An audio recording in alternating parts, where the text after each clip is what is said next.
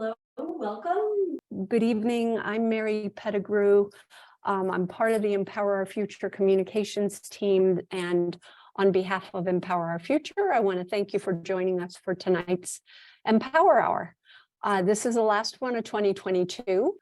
And before we go any further, I want to be sure to thank other members of the Empower Our Future communications team who are an integral part of making these Empower Hours happen. Thanks so much to Paul Cullinan, Chris Hoffman, Steve Whitaker, and Julie Zonizer, a terrific group of people who make it all happen seamlessly. Thank you, guys. And so now, as we always do, here's the land acknowledgement. We acknowledge with respect as non-native people that the land on which we stand, live, learn, is the traditional territory of the Ute, Cheyenne, and Arapaho peoples. We also recognize the 48 contemporary tribal nations that are historically tied to the lands that make up the state of Colorado.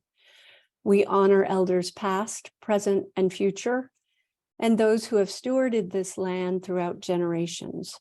We also recognize that our government, academic, and cultural institutions and our nation itself were founded upon and continue to enact exclusions and erasures of Indigenous peoples.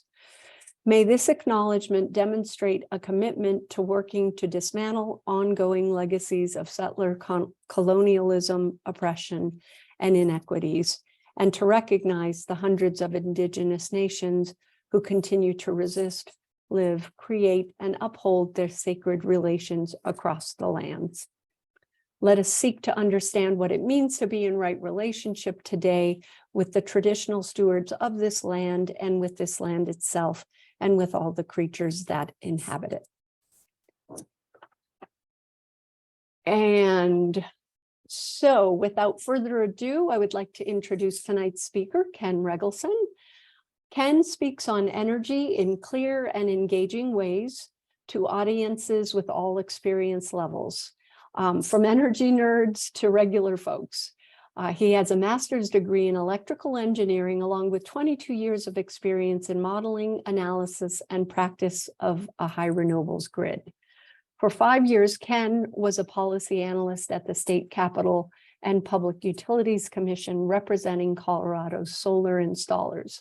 Over the last few years, Ken has had up to 5 interns working on key grid impact questions of high levels of renewables. He's given dozens of technical and general audience talks, including a different talk for Empower Our Future earlier this year. We're really grateful for his willingness to come back and speak again on tonight's important topic. And with that, thank you, Ken. Take it away. Thank you so much. That was a great introduction. I appreciate it. I'm going to be talking for 40 minutes or so, and if there are clarifying questions, then make sure you put them into the chat, and they'll get them to me. But I will hold all the, and you're welcome to put other questions, technical questions, or could you re-explain that, or I didn't quite get that, into the question, into the chat, into the question bar, and we'll hang on to those until the end. So. I'll have to tell you that I am been working on ground source heat pumps for about 3 years now, not on a full-time basis, but most of the time that I've been working on renewables has been involved with that. So this is, I'm very excited to be here, and we'll be talking about this. So the key issue is how we heat and cool our homes and do that while getting off of natural gas. Now this graphic that you saw just a second ago was is from the elements from earth, air, fire, and water from alchemists. And I stumbled into that and I said, my goodness, the alchemists were way ahead of their time. They were talking about ground source and air source heat pumps. And I'm sure that's the case. We're replacing things here with air and ground and cooling our homes for water and heating our homes for fire. And if we take and look at how that might occur, through the heat pump, we take heat out of the home for cooling through a reversing heat pump and put it into the air. That's one way we can go. Or we could go from a ground heat pump, these would be two different heat pumps, to heating our home through the reversing heat pump.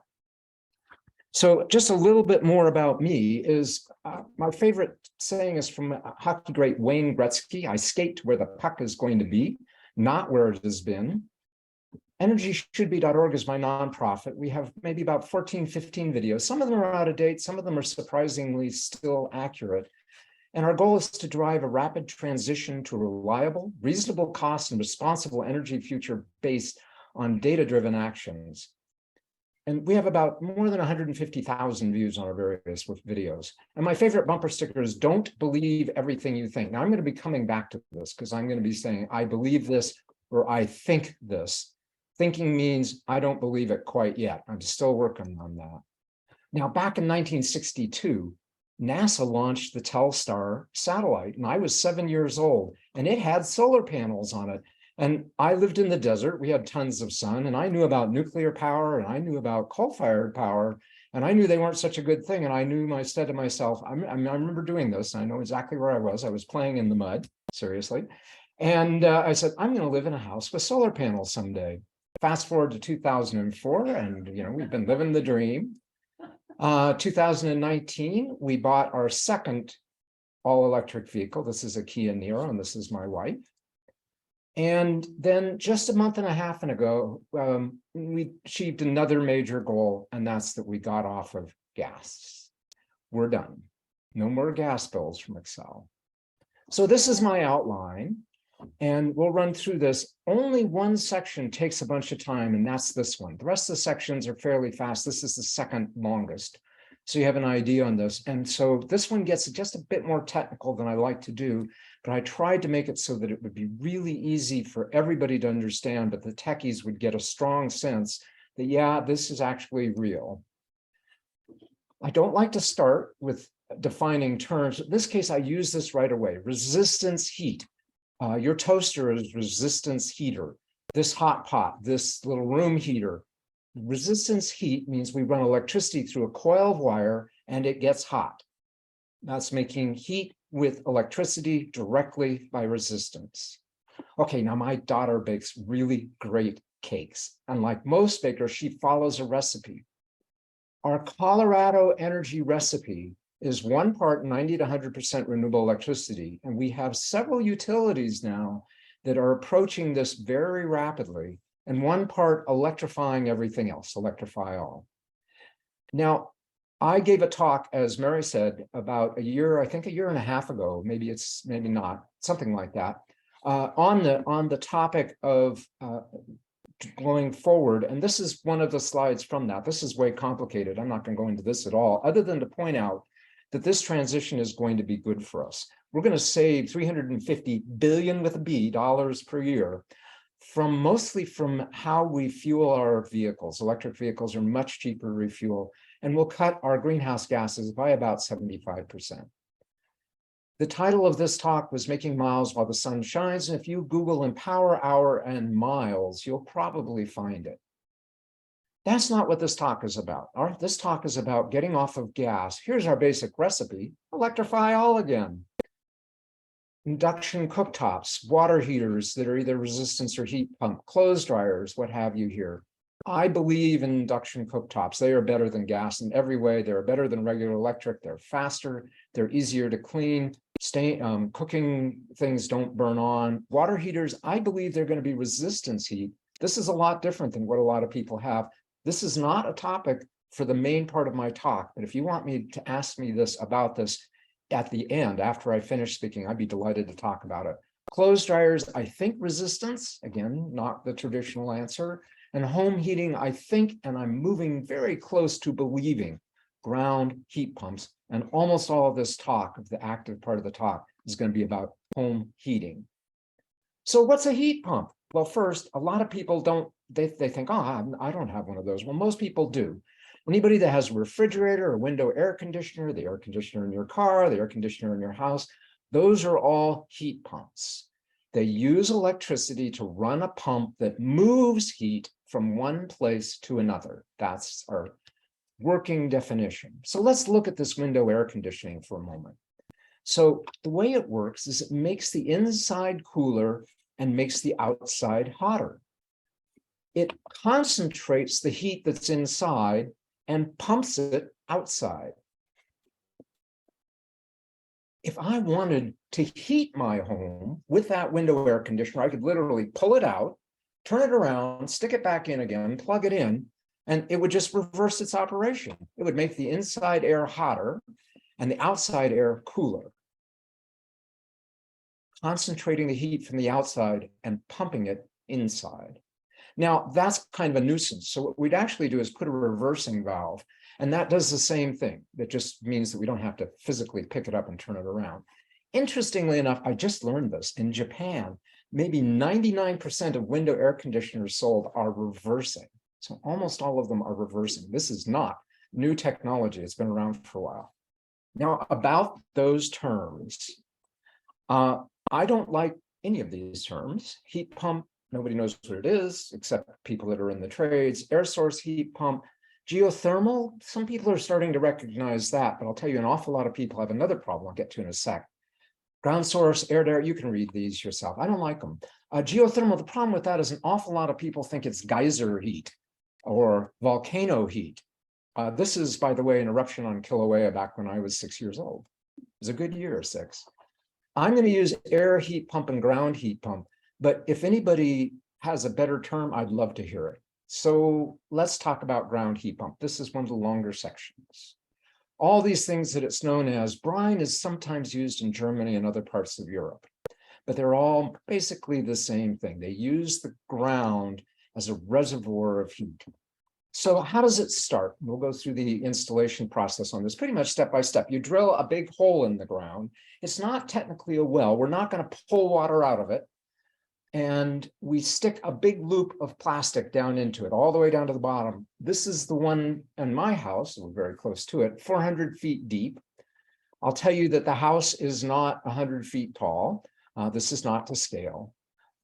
What the loop looks like is this. So here they are. Here are the two pipes of the loop, and they're putting it down into the hole. You can't see the whole thing because it's hard to take a picture. This is what the pipe looks like.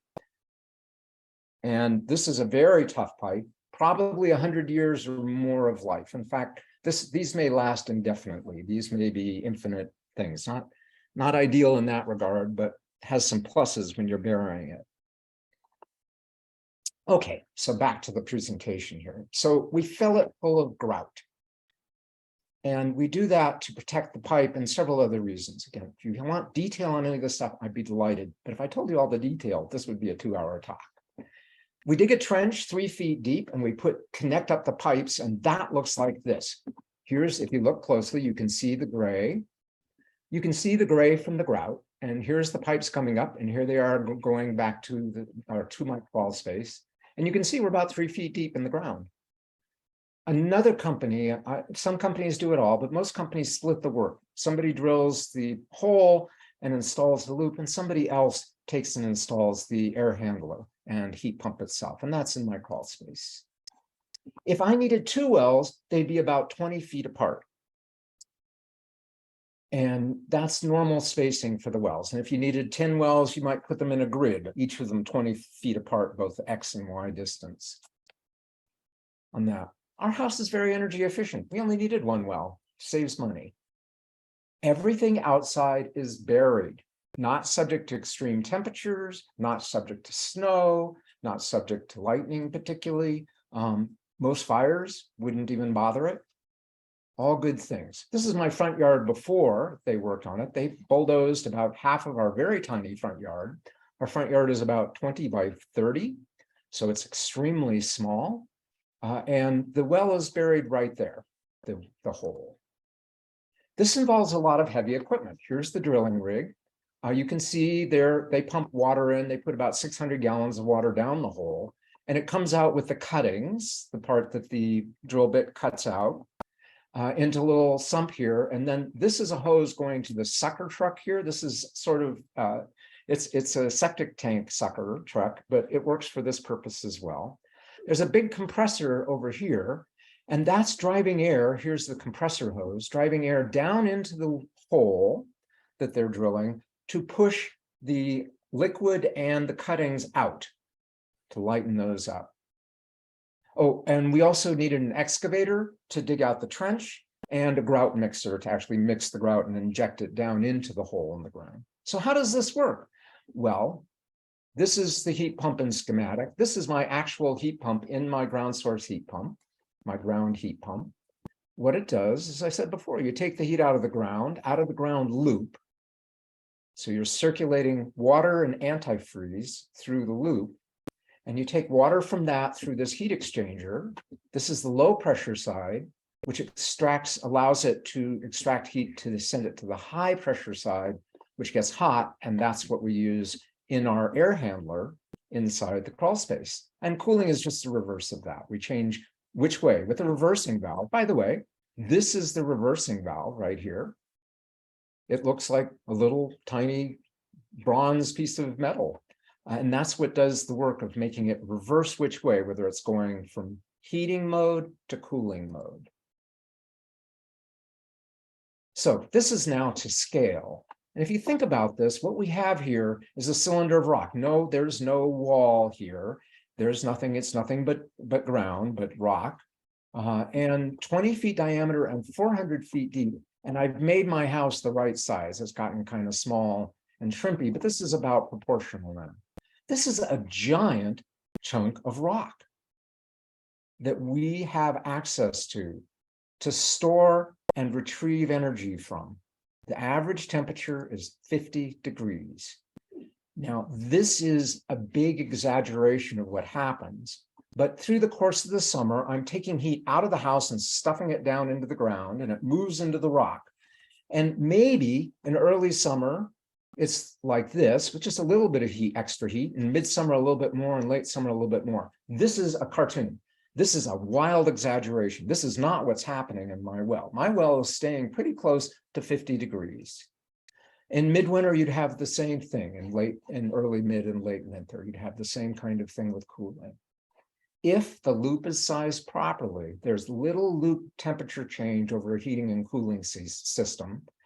And if it does change, that the temperature will gradually go back to the rest of the ground that's around and underneath it. What about if we have water inside the system? Well, water is awesome.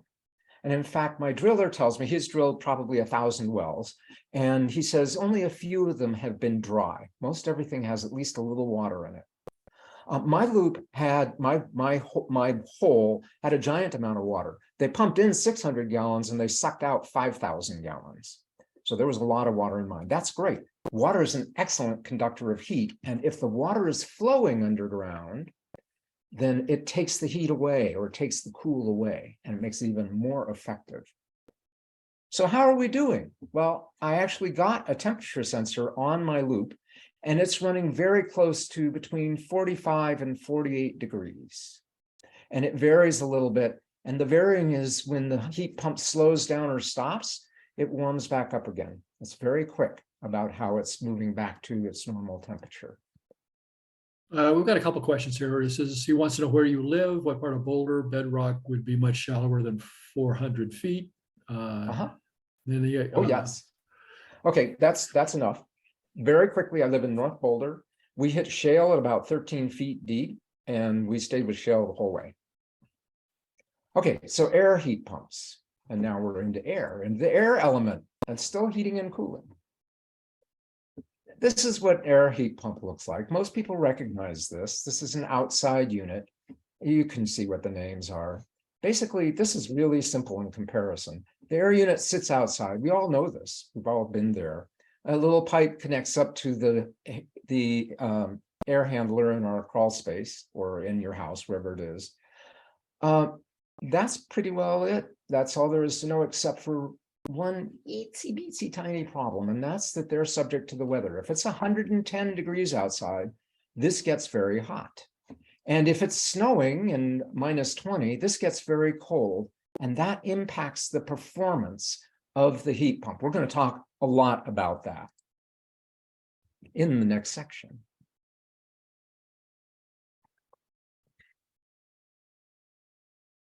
So ground versus air heat pump, they have a lot in common. They both have these attributes in common. The next few attributes, they're all for both of them. So I'm going to stop saying that. They are much more energy efficient than traditional air conditioners, mostly because the traditional air conditioners are mostly old, and they're not nearly as efficient as the newest air conditioners. The ground are more efficient cooling than air, always. Heating or almost always, almost nothing is always. On an annual basis, if you have electric resistance or propane or, God forbid, fuel oil, then you're going to save money. It's time to stop chatting about this and go get a heat pump. Okay, you're going to save money. You'll be paying for your system over the next, I don't know how many years. Depends on how much you use it, of course. And I don't know if you all have noticed, but your November gas bill got a lot higher than your October one did. And that was, I think, higher still than the previous one. And it's going to keep going up. Your gas bills are going to increase, not just the fact that you're using more gas, but the fact that the price has been increased by Excel. So annual savings over gas. So far, my ground source heat pump, there were 2 cool weeks. The last 2 weeks of November actually were colder than normal. And so I actually got pretty good data, and it's indicating that we'll save a bit of money over electricity with our ground source heat pump. That's very nice to see. And that's early in the process. Okay, they're both available in different sizes. Single stage means that they're either off or all the way on, full blast. 2-stage means they have 3 states, high, low, or off. And inverter or modulating can smoothly vary from the high setting to the low setting. This is, and one of the reasons why you might want to have either 2-stage or smoothly varying modulating or inverter is that short cycling can happen only when the temperatures are mild. And this is both air source and ground source. A 1-stage heat pump, HP, may cycle on and off too quickly. And if this happens, it actually increases the maintenance and decreases the efficiency. And a 2-stage heat pump is much less prone to that, modulating or even less likely than short cycling. Back to resistance heat. We already know all about these guys, but I'm going to choose the room heater, and you'll see why in a minute or two. Resistance heat is 1-to-1. You make 1 kilowatt-hour of heat from 1 kilowatt-hour of electricity, 100% efficient. Heat and electricity are both forms of energy. And just so if you were curious, a kilowatt-hour of electricity is 3,213 BTUs. Now, that's nice. 1-to-1 is great, but it uses a lot of electricity. Wouldn't it be great if you could heat your home at 3-to-1, 300% efficient, or 5-to-1? Now, when I first heard that, I said, that's breaking the laws of thermodynamics. You're not allowed to create heat. Well, we're not. We're moving heat, and moving heat we can do very efficiently. So ground heat pumps, 4-to-1 or 5-to-1, if the loop is right size, 300 to 500% efficient, and 5-to-1 for cooling. Air heat pumps, 3-to-1. There are a few that are in the 4-to-1 range. I'm not going to go there. And up to 300% efficient. Okay, so our goal with our heat pump is to keep our home comfy. And how much energy do we need to do that? Each of these is a unit of energy. When I go from 70 to 90 degrees, I use 1 unit of energy. This much energy, whatever it is, however it is that I do the heating, whether it's an air source, a ground source, a resistance heat, natural gas, I use 1 unit, I need 1 unit of energy for the house to keep the house comfort. Nothing to do with the heat pump. Heat pump needs to deliver that heat, but it has to do with the house. If I go from 70 to 110, in other words, it's 110 outside and I want 70, that uses 2 units of heat. 20-degree difference to 40-degree difference, double the energy. Same thing going down when we're going from cooling. Down 20 degrees, 1 unit. If I go down 80 degrees 4 times, that's 4 units of energy. It's a linear function. We'll see it in a minute. Now, let's ignore electricity and heat. Let's think about water pumps. If I pump water from 10 feet down, efficiency is how much work for each gallon of water, each unit of water, and capacity is how much can this pump per hour? If I go to 20 feet down, twice the distance, in other words, my water level is now 20 feet, I have to pump up 20 feet, the capacity and the efficiency of the pump falls. They shrink as the water level goes down. It's almost as if the water pump is like that. It actually shrank, but it doesn't actually shrink. It's only its capacity and efficiency that shrink. Air source heat pumps behave the same way. When it's a 20-degree difference, in other words, inside I want 70 and outside is 50, then it's efficient at 3-to-1. When I double the temperature difference, the efficiency goes down. And you can see as I go further and further down at -10, this may be just as efficient as a resistance heater. In fact, it probably has switched to being a resistance heater, or you have to have a resistance heater. This is a pretty serious problem because we in fact get pretty cold temperatures. What about ground heat pumps? Well, here are the different temperature levels. Ground heat pumps, the heating efficiency and capacity stays the same as the outside temperature falls because they pump against the ground loop. The ground loop is the temperature that matters, and that stays the same, pretty close to 50 degrees all the time, all the way through here. Oh yeah, this guy has to pump 4 units of energy. It's going to run 4 times as long as this guy running 1 unit of energy. So let's look at just the heating part of this, and we can actually graph this. Oh, here it is. It's the line. Here's 70 down to -20. And this is just heating. I'm going to get rid of the yellow blocks because we care about this. This is called the load. And this turns out to be based on the average Excel residential customer. And I did a bunch of back of the envelope calculations. Excel tells us it's 64 therms per month per customer, residential customer. That's average. And I subtracted out, most people have natural gas heating, and I subtracted out a little more for the people that have this and came up with calculations that show just what was going on here.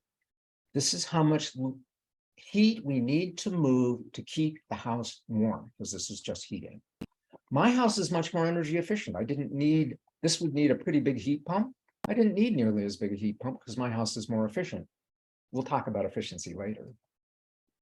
This is the design temperature. This is a number that's picked by the people that are working to install your heating and air conditioning system. This one is for the heating side. Air conditioning would look a little different. And I use 0 for a variety of reasons. Oftentimes people use 10. If you're in Frostbite Falls, Minnesota, you might use -20 as the design temperature because it's cold, really, there. If you live in San Diego, you might use 20 or 30 degrees as your design temperature. My heat pump is flat across the outside temperature range. It doesn't matter to the heat pump. So this is the maximum amount that my heat pump can produce. And I have a 2-stage heat pump. Here's the minimum. And you can see that even up to -20 degrees, we still have enough capacity to keep the whole house warm. That's what a bunch of calculation has shown. We'll know for sure when we finish the winter here. We'll have a much better picture. Let's go back to the average Excel Colorado. Remember, there's shrinkage of the air source heat pumps, and that's what we're going to look at for a little bit because we know what ground source looks like. They look like that on this performance curve. So here I've graphed a air source heat pump. This is representative. It's not perfect. Again, it's a cartoon to make a point, but you'll see things that look very like this graph in the real world. You notice that this heat pump can't keep up at below 10 degrees, that we need some additional backup heat. And we can in fact measure that. When people are cold and their furnace isn't producing enough heat and can't keep up, what do? And the answer is they plug in resistance heaters. They'll turn on their electric oven. They will plug in a room heater, space heater. This height, this lac at 0 degrees is 5 kilowatts of power. That's 15,000 BTUs per hour, and that's 5 of these 1 kilowatt electric resistance heaters equivalent. This is the minimum. I'm showing this because we're going to have a chart here in a minute that is, I think, is brilliantly important, particularly for the more technical people. I'm going to get back to a little less technical, a lot less graphs in about 4 minutes. So please hang in there if you're not that interested in graphs. Modulating heat pump just means it can vary over that area. Okay, these were all real heat pumps. They're curves.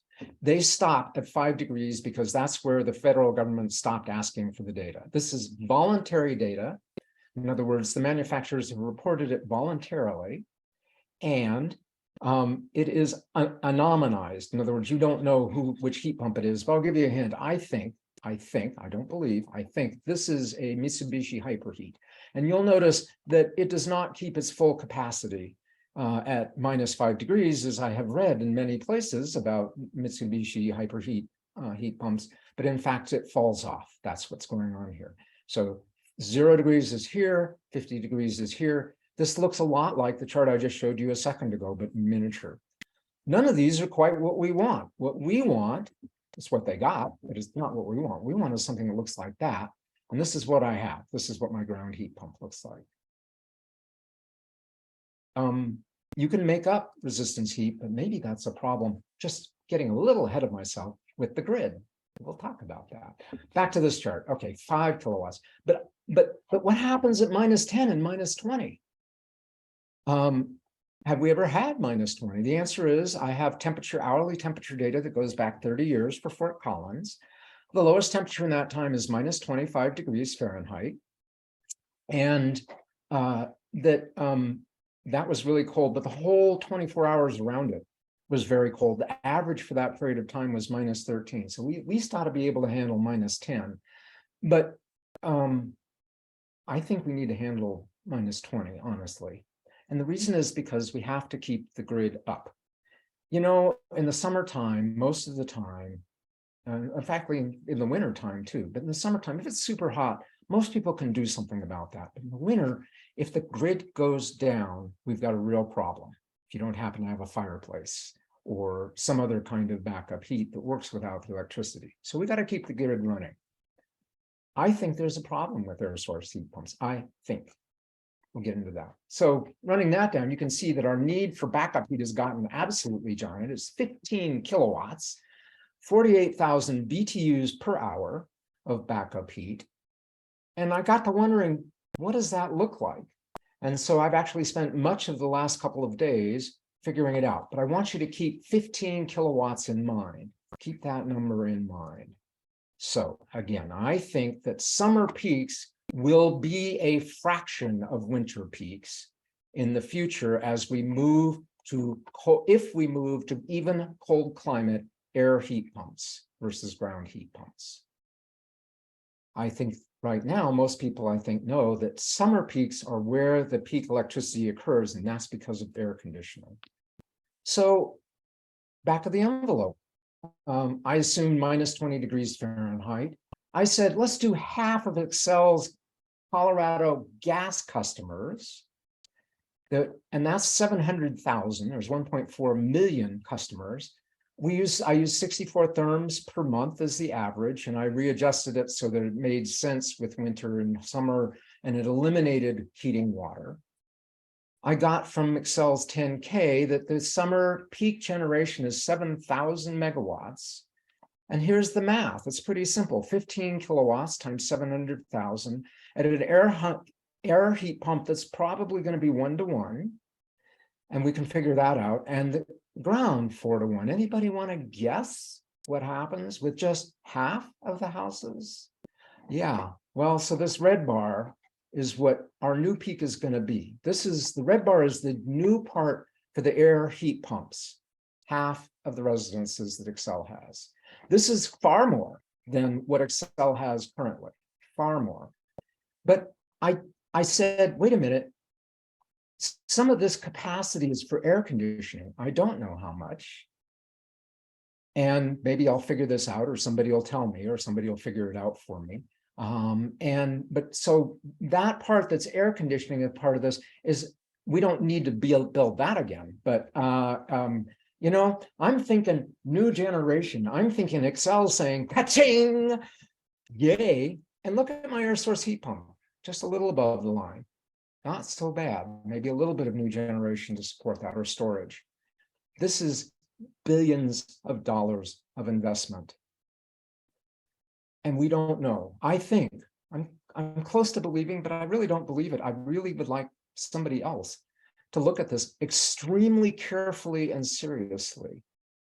I do think it'd be smarter to use the batteries in our electric vehicles, in our existing electric vehicles, to support this.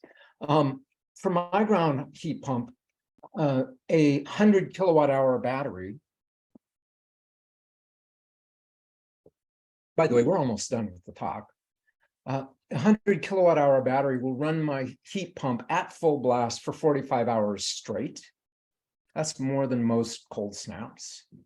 And that if you had 700,000 100 kilowatt EVs, yeah, there are not very many that have 100 kilowatt hours now, but within a few years, most of them are going to have that, is 70,000 megawatt hours. That's enough to run the entire grid for Excel for 10 hours outright, the entire grid, not just the heat pumps, but the entire grid.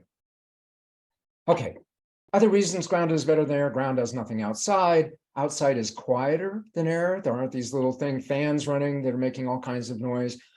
Heat islands, those of you that know what a heat island is, when you have a lot of air conditioners running in one space that are in close proximity, like a city, then the city gets hot because of the heat pumps. That's part of what makes the city hotter. There are no weather issues with the outside air unit. If the snow piles up in front of your air unit, you better go clear it because it's not going to work anymore and you'll be at resistance heat on it. Okay, cost-effective transition. How much did the system cost? Well, the ground and the air turned out the equipment for the heating and ventilation and air conditioning, the heat pump and the inside unit, and in the case of air, the outside unit, almost exactly the same. I actually got 4 bids and they were all within a couple $100 of each other. Installing air heat pump, or installing ground heat pump for everything but the loop. The loop was an additional $13,000. That's a lot in addition. And most people will have a different issue in terms of cost. I'll get into that in a minute. Now, first, these prices are going to come down. Mass production works. These, by the way, if you were to buy a new furnace and buy a new air conditioner separately, they'd be about $7,000 to $8,000 each right now. So this is not that much different than that.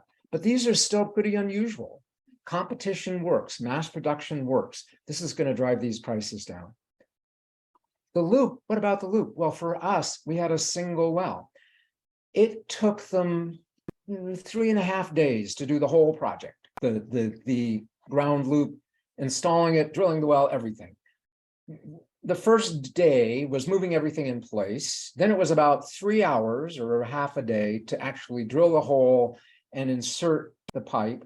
And then it was another day for them to haul everything away. And then it was another half a day to, maybe that's a little more than 3.5 days, a half a day to actually connect the well, the hole in the ground pipes into our crawl space. And they did a bunch of other things on that system. If you had 2 wells, it would probably be $16,000. Every house is unique, particularly in retrofit. Retrofit is way harder than not retrofit. New houses, oh my goodness, much easier. Mass installs will drive the price down. This is what you want to do. This is Casey Middle School, and they installed ground source heat pumps. Here are the wells and the pipes sticking up.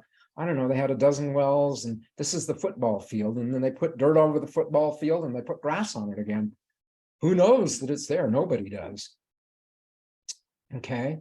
Drilling holes at the same time means you take the drilling rig and you drill the hole and you pull it up and you go over to the next one and you do it again and you do it again.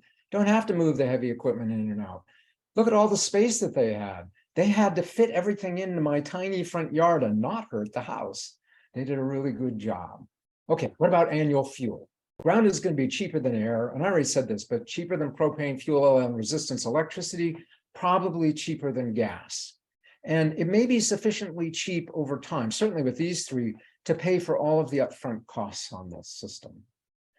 Grid costs, probably much cheaper than air, massively more than ground heat pumps for the grid, I think. Leaning towards believe. Last section, energy audit. and actions to take. If you have an existing home and you don't have a recent energy audit, go get one. There are rebates for them, okay? They don't cost very much. They should have a blower door, an infrared camera, and they should have a report like this one that says, these are the measures that we think you should do, and here's how quickly they return on the investment, the upfront cost and the annual savings, and why you might want to do them. You should do the cost-effective measures. That's the second action. If you've got a new home, honestly, if you're involved in building it, I'm not going to say you're nuts. It's a lot of additional money, I know, but you really ought to be very, very carefully considering a ground heat pump. The clear field makes the cost much lower, the fact that you don't have a building there. If you can get into the housing development, then you've got house after house after house. Like there's a 500 house housing development near Fort Collins that probably is going to have ground source heat pumps in every single house. It's a driller's dream. They can buy rigs for that kind of setup. They can train new staff if they get a contract like that. We should be requiring ground heat pumps in developments and housing developments where there are clear fields. Energy efficient building, of course, lowers the cost of the heat pumps, and consider the ground over an air heat pump for fuel savings and grid savings. We need research on this topic. What's really going to happen here? I think leaning towards believe, but I'd rather know. And we should require reversing valves on all heat pumps. We should do that right away. There's no sense in delaying on this. Okay, let's summarize. This is the goal, getting off gas. Gosh, this is how heat pumps work. They concentrate heat inside and pump it outside. And that's how they take cool air and make it warm. Here's my loop, about 3 foot deep. Everything's buried. Here's the heavy equipment that it takes. This is a little bit more on heat pumps with heat exchangers. There's a problem with air source heat pumps in cold, when it's very cold. They have to pump and concentrate from -20 rather than concentrating from 0 or 10 or whatever. That we lose efficiency and capacity as the water depth falls and as the difference in temperature increases, but not for ground source heat pumps. This is what a modulating unit, this is what they got. And I think that we're going to have a real problem with winter peaks if we move very many people. Remember, this is only half of the residential gas customers. Yeah, it's expensive. Everything is cheaper when you do it in a new install. We talked all about this. Do the energy audit. And with that, we'll open it to questions. Oh, I got to thank bunch of people. First, all of the Empower Hour team. Second is that Colorado Geothermal Drilling, Dan Rao there, he's who drilled our hole in the ground. And he was an enormous help. He is a wealth of information. Watching his teamwork is like watching ballet with heavy equipment. And I mean, there are no wasted actions. Could they make it faster? Yes, he's at a conference right now trying to see what's the latest state-of-the-art equipment that he can get. Perfect Temp did our install. Chris Butts was also an enormous help in my understanding of these issues. And both of them have helped me enormously with this talk. 2 other people have helped me with this talk. Ron Sinton, many of you know him, a great friend and amazingly smart, great person to talk over energy issues with, and worth reading whatever it is that he's producing and listening to him speak. And then I also had a lot of help from, now I spaced the name, I'm sorry. Mary Pettigrew is hosting me tonight because my internet access turned flaky. So thank you very much to her. And again, to the entire Empower Hour team. And thank you so much to all of you for staying with me and also for your caring about this. The fact that we're making changes is because people decided to do it. That's the real key. People decided to do it. You know what? I can't take it with me. And so I'm going to do something that's right for me, for the planet, for the future. With that, I turn it over to questions. Great. Well, thank you, Ken. we've got 9 questions. The first of which goes back to one of your earlier diagrams, asking the question whether a 20-foot diameter would be, is that equivalent to, or could you use a 10-foot diameter or 20 feet apart? Would they both work properly? So that has to do with spacing, I believe. Yeah. So the answer is, if you put 20 feet, the reason they chose 20 feet, and I neglected to say this, so thank you for the question, as that clarifies it, is that's how far the wells need to be apart, how far the holes need to be apart. If you put them closer together, they interfere with each other. Okay.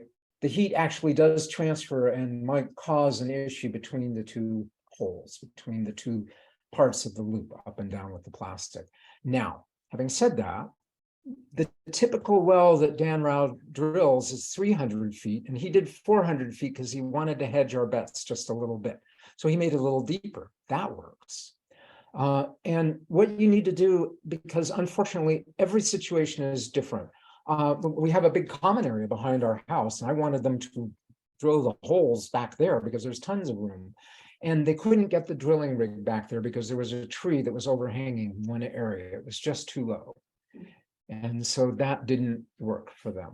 So every situation is different. So Dan has a list of, I don't know, 5, 10 questions that he asks. How old is the house? Have you done, are the windows new if it's an older house? What have you done to the house? What's your situation? What's your yard looks like? He types in and looks at the satellite view. And that gives him a sense of where it is that he's going. And so he can tell you, oh gosh, we just can't do it. When they first looked at my yard, he was like, I think we can do this. And we convinced him that we could do it with 1 well, not 2. He thought we needed 2. Great. So there's a few questions about cost. I think that they were asked earlier in the presentation. I think you answered that thoroughly. Then there's a question that's asked about short cycling, and what temperature do you consider mild that would cause short cycling? So a little bit of cycling is normal for the heat pump. So my heat pump is almost always cycling. The only time that it's not cycling will be when it's super cold. Okay, and remember, it has 2 stages. So the lower stage makes it a lot better. If I had a single stage heat pump, then I might have actually been short cycling when it was 60 or 50 degrees outside. I might have been short cycling. But it is normal for it to cycle. It just doesn't like to go on and off and on and off and on and off. Is there an exact measure of that? No, not that I know of. Again, this is a question you could ask an installer, and like Perfect Temp will be a good person to go with that. But short cycling, again, if you have a 2-stage pump, you're not going to be doing tons and tons of short cycling. If you're down at 30, 40 degrees, and certainly 30 degrees the outside air temperature with an air source heat pump, short cycling doesn't happen the same way with a ground source heat pump. Okay, then yeah, you might see short cycling. You've got a really big heat pump.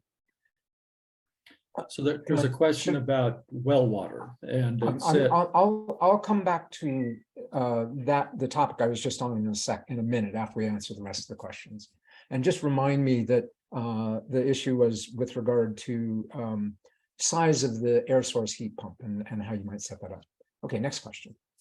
If you have well water, would that jeopardize the ground heat pump installation?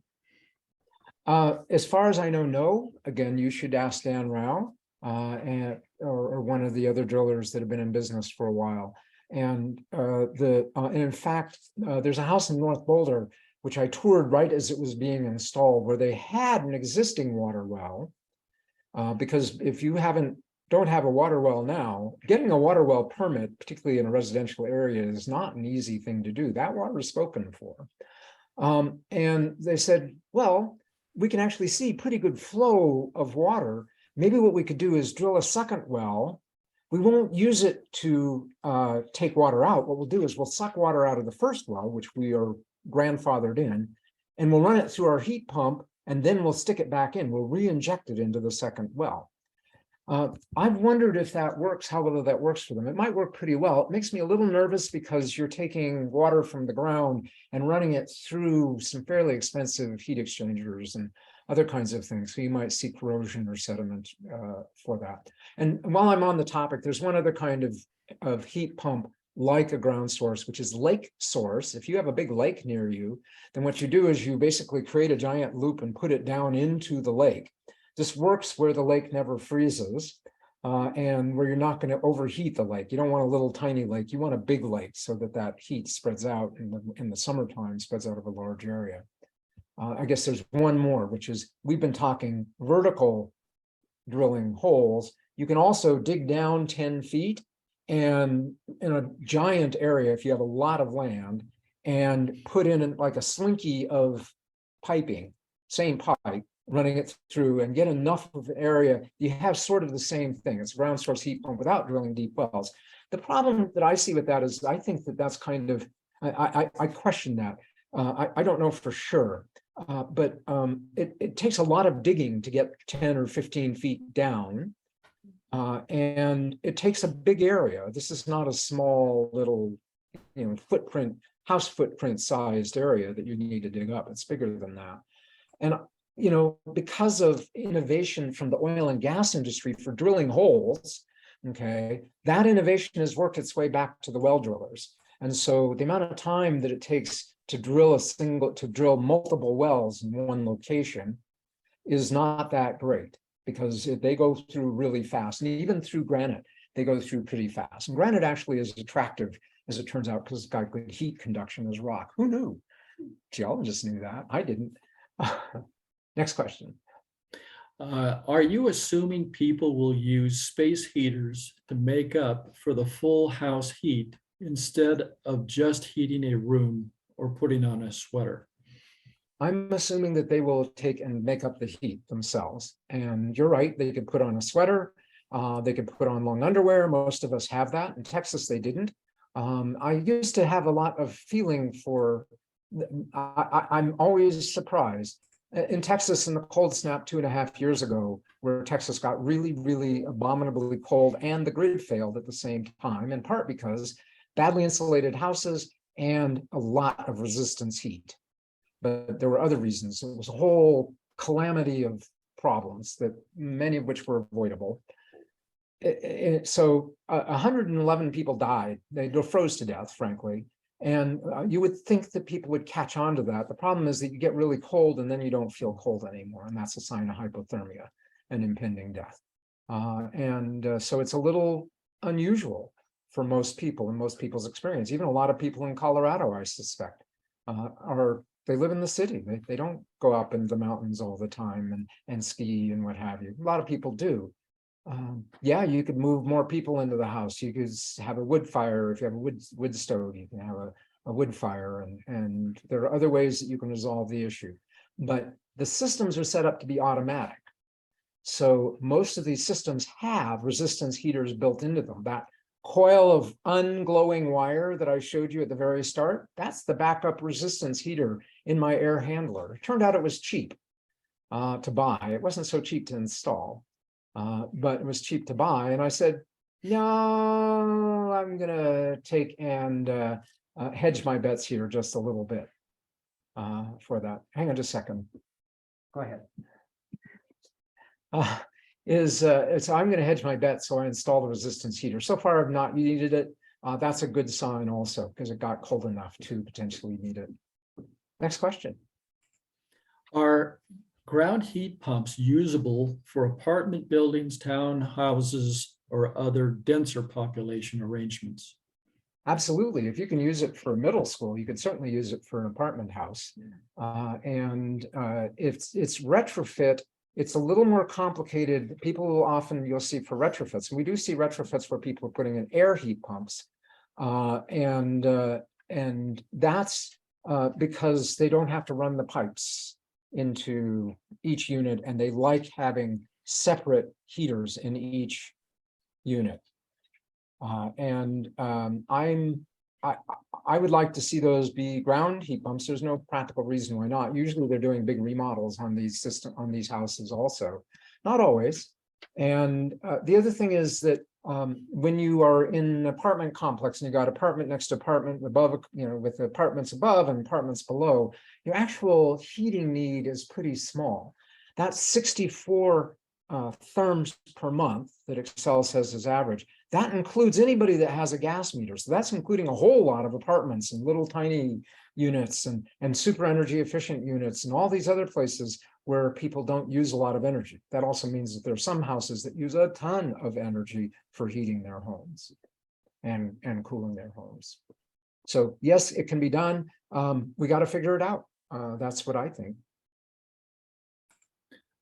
How do we move everyone to this type? Very few people can afford that extra 13K.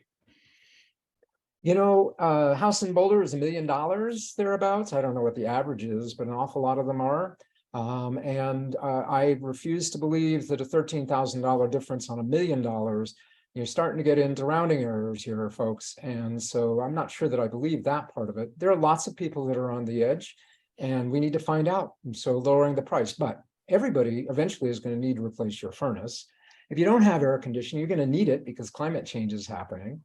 I should add climate change. Remember, we talked about -20. It's pretty unusual, but actually climate change is more about not just heating, but also climate chaos. So not only do we see a lot of higher temperatures, we also see some extreme lows. That's what happened in Texas 2.5 years ago. There's an extreme low. We're going to see more of those, not less. So -20 may become a more common occurrence in Colorado. With that. So how do we do it? We do incentives. But the problem is that people tend to run their furnaces to failure, and then they need to get something as quick as possible. And at least right now, these systems aren't quick. There's delays in terms of getting equipment. There's delays, you know, the driller has a backlog of work that's, you know, pretty long, and he keeps losing staff. And so he has to keep retraining people. This is true in a lot of places.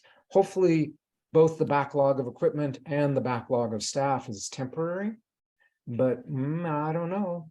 I don't know for sure what's going to happen with that. So we need to figure it out. We're smart. We can do this. When we decide to do something, we're pretty capable of getting the cost down. The key thing is to get early adopters that can afford it to do this. There's no technology that didn't start with the more wealthy people. And I believe in inclusion, and I believe in supporting people. There's an awful lot of heat pumps going in Boulder's housing, and the housing that Boulder provides to lower income people. A lot of those are turning into heat pumps. That's good. I've been pricing air heat pumps from my 2,000 square foot home in Boulder County, and I'm surprised to find estimates coming in at $25,000 to $30,000. I know some rebates are available, but it's still a pretty significant cost barrier. Any ideas on how to find the best providers? Well, I talked to 4 of them, and there's a reason that I talked to 4 of them, because some of them were a lot more expensive and some of them were a lot more reasonable. And if you haven't talked to these 2 folks, you might want to on that. And is this you personally, Steve? No, that's Mark who's asking that question. Yeah. And by the way, thank you to everybody for these questions. These are terrific questions. The answer is you just got to get out there and figure out what's going on. But if your house uses an awful lot of energy, a lot of gas, then you're going to need a bigger heat pump, and that's going to raise your price, whether it's air or ground, either way.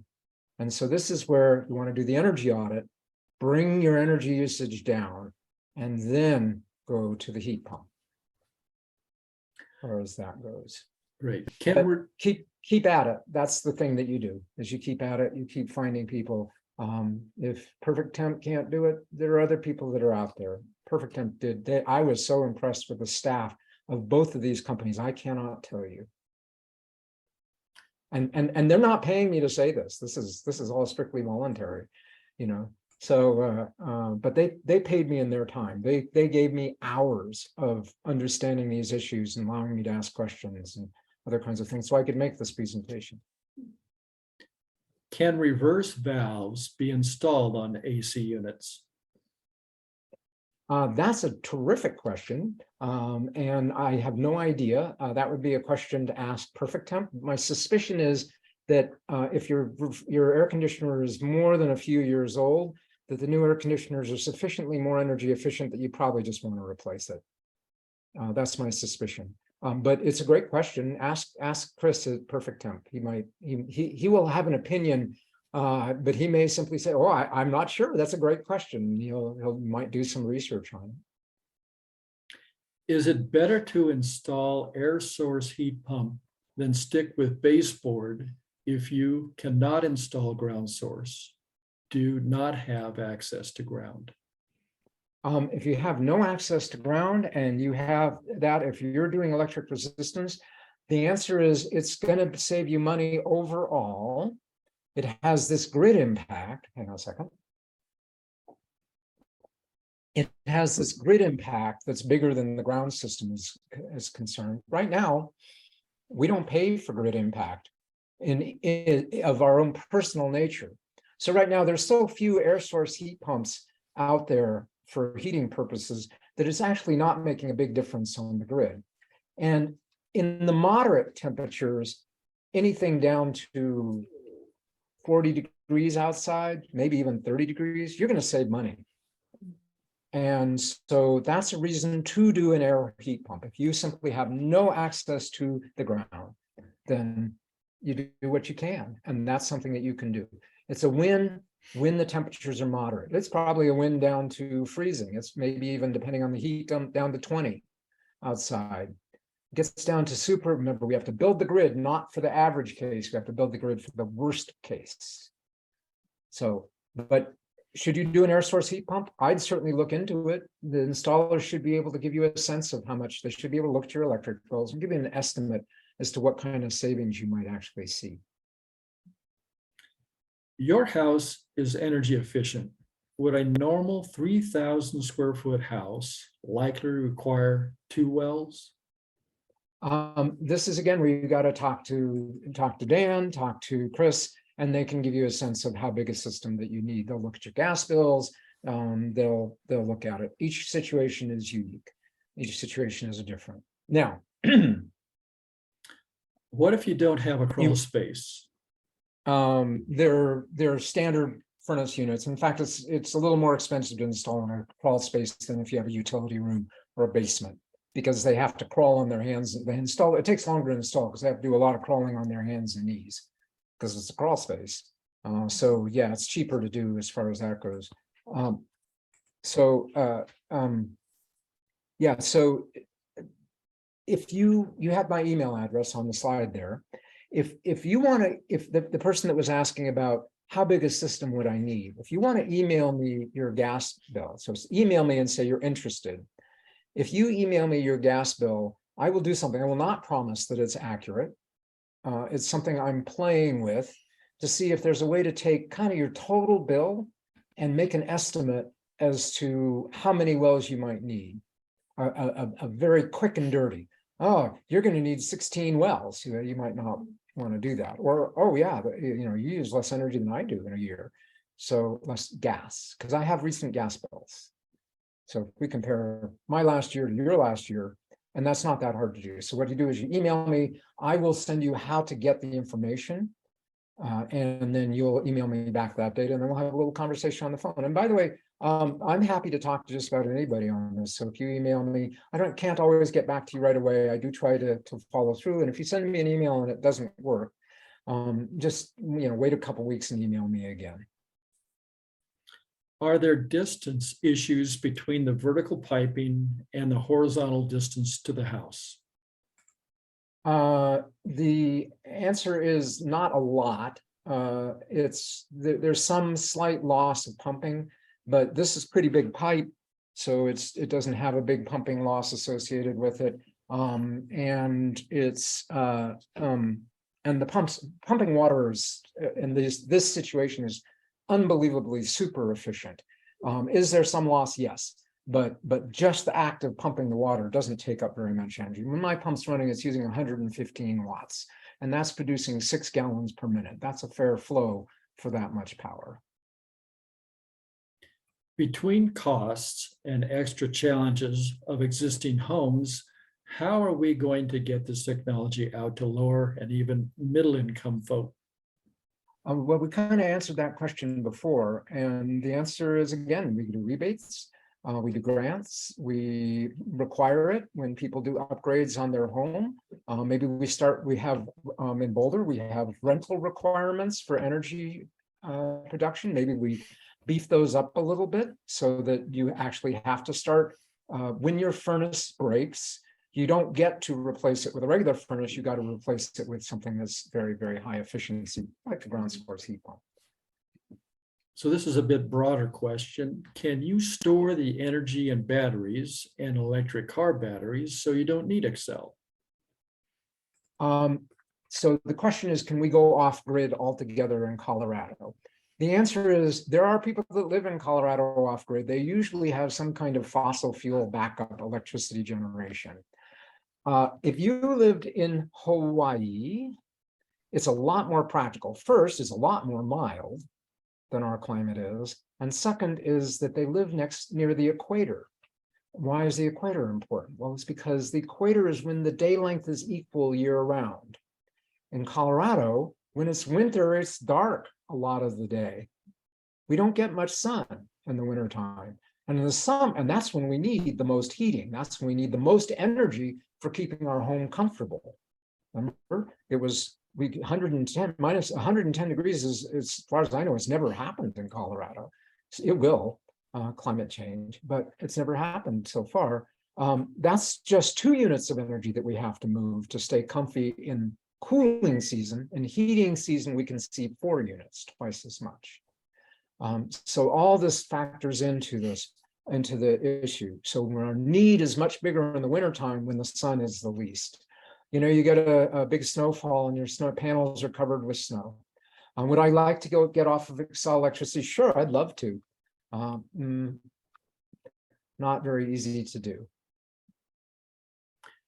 How would one figure out all the specifics for a particular house? You mentioned the questions Dan would ask, but is there something I can work through myself? My husband thinks it would not solve our specific issues, but I don't know where that opinion came from. This is where the energy audit will help a lot. Is the energy audit's very specific with regard to energy, and when they come and they do the work, again, most of the utilities are offering rebates for these. So they're 50 or $100 by the time they do the rebate. They give you a report and you say, I've got a cold bedroom that I would really like to be warm. And they'll look at that and they'll say, make such suggestions as to what can be done associated with that. They may say, look, this is beyond what I can do in the energy audit. You need to get a heating and ventilation contractor in to look at it. And that's what you would in fact try to do. You know, that you can get information. The estimates that I got in each case, Dan came out for free before I signed a contract. Chris came out, and all the other people I got bids came out for free, and they produced an actual estimate for me. You know, they talked to me on the phone to be sure I wasn't just wasting their time. I was never going to do anything.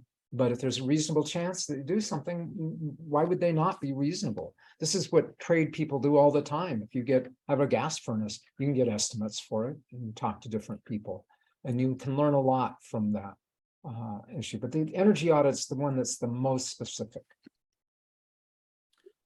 For a single condo unit, does it make sense to install an air source heat pump for summer and for winter conditions? Again, you can do that if you're currently doing resistance heat. Then it makes sense to do. So if you have electric baseboard heaters, not just if they're water baseboard heaters, and it's probably being fired by natural gas. But if they're electric baseboard heaters, you're probably in a good position to be replacing it. You will make money. It will take a few years to pay back. It might take 10 years or something to pay back, but you've got a fair argument for why you should be looking at going with an air source heat pump for a condo. If a condo has land, so my house is actually attached on one side, so it's a townhome, but we have a certain plot of land that belongs to us, so that's where we installed the well. But I suspect once you explain it, the most homeowners associations would let you use their land as well. There are other ways, by the way, that people are talking about. Utilities want to get in the act. Gas companies are starting to get the idea that maybe this is not a good idea, that if lots of people pull out of gas, that's a problem for them. And so they're kind of wondering, is there something that involves a lot of capital that they could do that would take the place of the gas units? Maybe they could even figure out some way to use some of the gas infrastructure that's there. So there are actually 2 utilities in the United States with prototypes, with trials going on, where they are providing the loops, not the heat pump itself, but the loop. And then they're charging by the month for the energy that you draw from the loop. So this is ongoing. Is Excel doing that? No. Are we surprised? No. I don't love Excel. Okay, this is a comment to which you may want to respond or not. A quick comparison of replacing a gas household water heater with an immersion electric water heater showed that the CO2 emissions actually became greater given Excel's present 60% carbon-based energy generation. Lesson: be careful when expecting all electric appliances to always reduce CO2 emissions. Well, so here's the deal: is Excel has plans to go to what, 80% renewables, and when they do, then it'll be reduced. You got to think ahead. You got to think about where the puck is going to be, not where it is. And you're talking about where the puck is. I'm not dissing what you're saying. You're correct. When you do the math, there are balancing acts. I will tell you, for electric vehicles, there is almost no place where you aren't better off with an electric vehicle than, and even with the emissions from the stack, even if they're burning coal to make your electricity. You're much better if they have wind and solar, and each solar panel that they install and each wind turbine that they install. We have multiple utilities in Colorado that are looking into 80 and 90% renewables in the next 10 years, 12 years in some cases. That's pretty quick. That's less time than the life of the hot water heater, of a new hot water heater. Heat pump water heaters, if somebody asked the question about heat pump, if you want to know why I said at the beginning that I'm not so keen on heat pump water heaters, but somebody should ask that question. Let me continue answering the questions that have been asked. And I got to move around a little bit, so excuse me. Okay. But you can ask. Just so you know, Ken, the questions are coming in just about as fast as you're answering them. Cool. My son converted his home to all electric. He had to jump from a 125 amp service to a 200 amp service. His cost for the electrician and for the FTC utility work was $8,500 combined. Ken, what was your experience? He added air heat pump, hot water heat pump, and heat pump clothes dryer.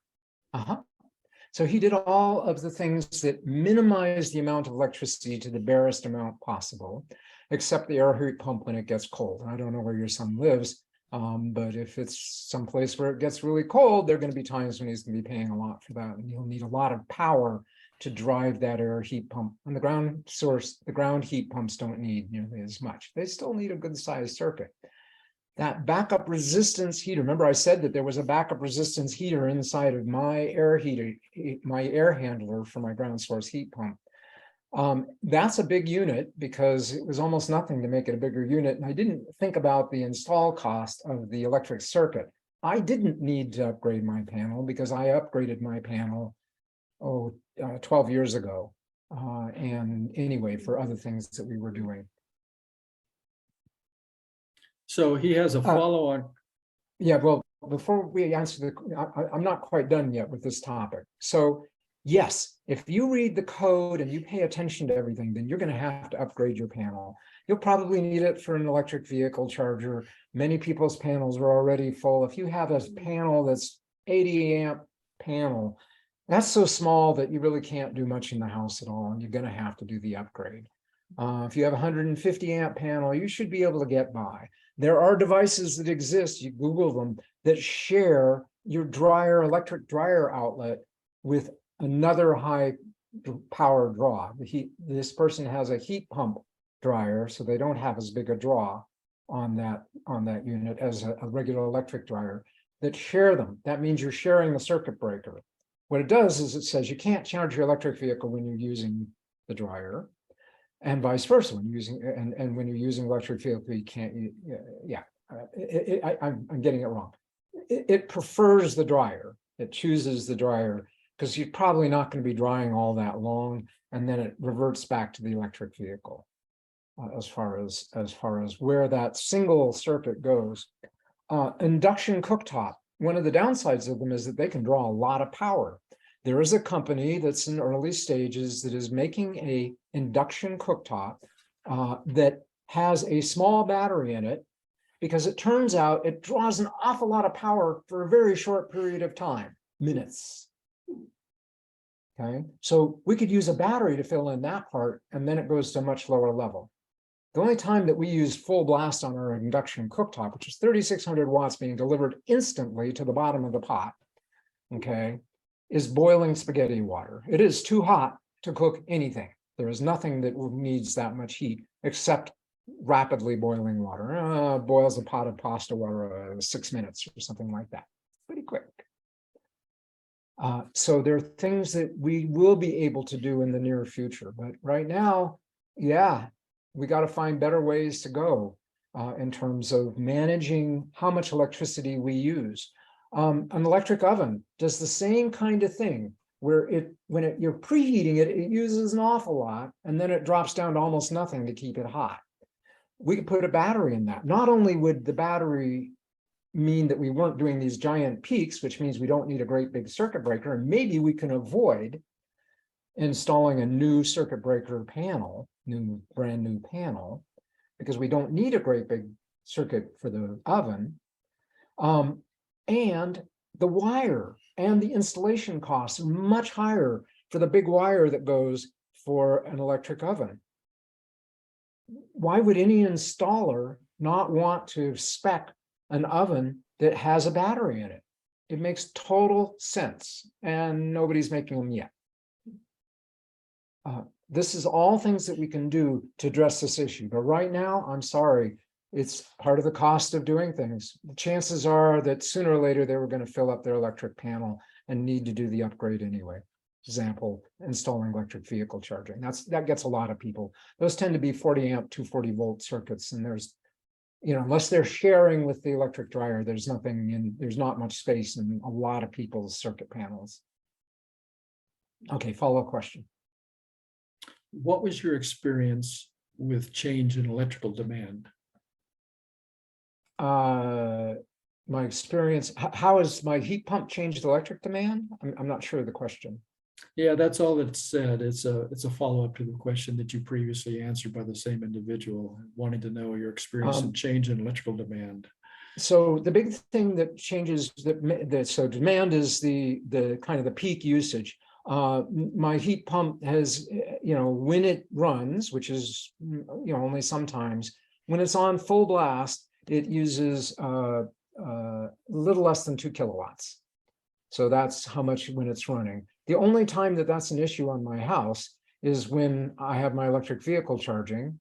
Oh, and we have a resistance electric hot water heater when that's running. So we need management of these different devices. It's not a very complicated problem, actually, except somehow it costs a lot of money. I'm not sure why that is exactly, because it's not actually that difficult to do. So so the answer is I don't have enough data, but the electric vehicle swamps all, and the actual odds of sooner or later the heat pump is going to be running at the same time that it's going there.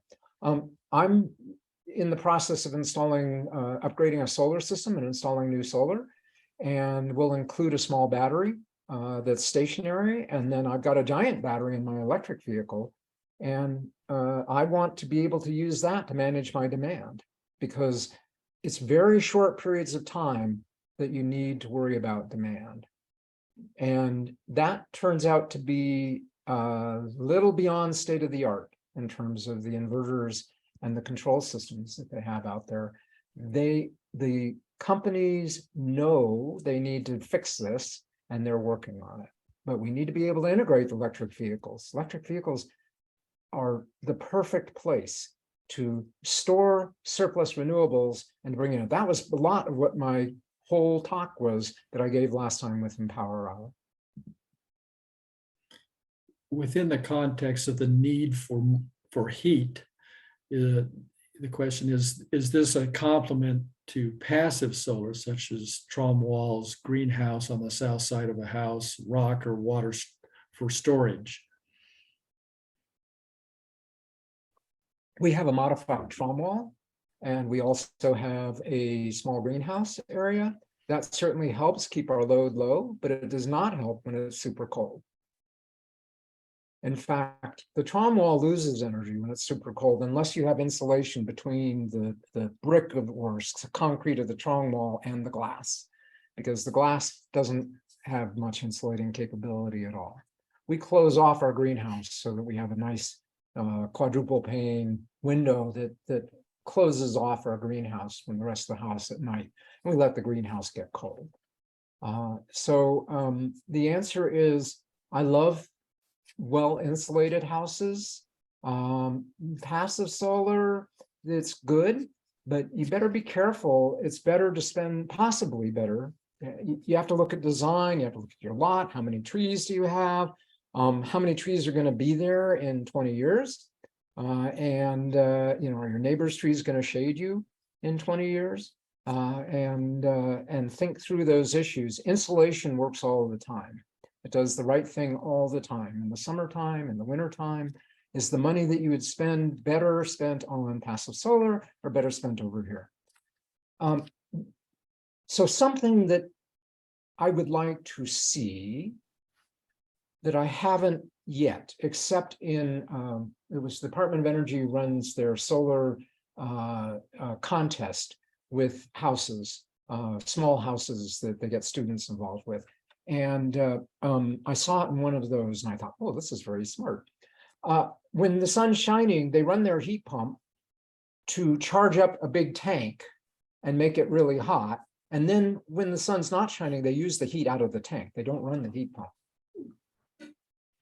The problem is that even with my energy efficient house, the amount of heat we need to heat the whole house, yeah, we could wear sweaters and do other things, heat just one room, those are all things we could do, that it actually uses quite a lot of energy. And it turns out it needs to be a pretty big tank. And so it's like everything else. You got to go through the math on it and you got to figure it out. And then you ought to talk to somebody that's tried it. I know somebody that's tried it. If somebody wants to do this big tank storage idea, there's probably some sweet spot between the size of the tank and the practicality of doing this, where some is good and it helps, but it isn't perfect. Giant tanks, I'm deeply suspicious of, that they don't work ever. I know somebody that tried to do seasonal storage, and I'm not sure that it ever worked right, as in summer to winter. That's the perfect lead into the next question. Could this be made into a solar hybrid? If solar thermal was pumped into the hole during the day as solar thermal storage, when heating load is low, pulling it back out at night when load is high? So my answer to that is that it depends. And if you have water flowing through your system, through your well, like I do, you can't store seasonal heat. Doesn't work. The water is flowing. It's going downhill, right? Underground, it's going downhill. And so, and it's not going straight down, it's going sideways down. So anything that I pump in there is going to be sent off to another place. So it not going to work that way. Could you bury a giant tank and then that's where giant tanks, and I'm just a little leery of them. I suspect there's a way that they could be made to work, but I haven't seen it yet. And so short-term storage, sure. Long-term storage, not so much. And that's kind of what you're trying to do. So we just wanted to run this little picture here and thank everybody for coming.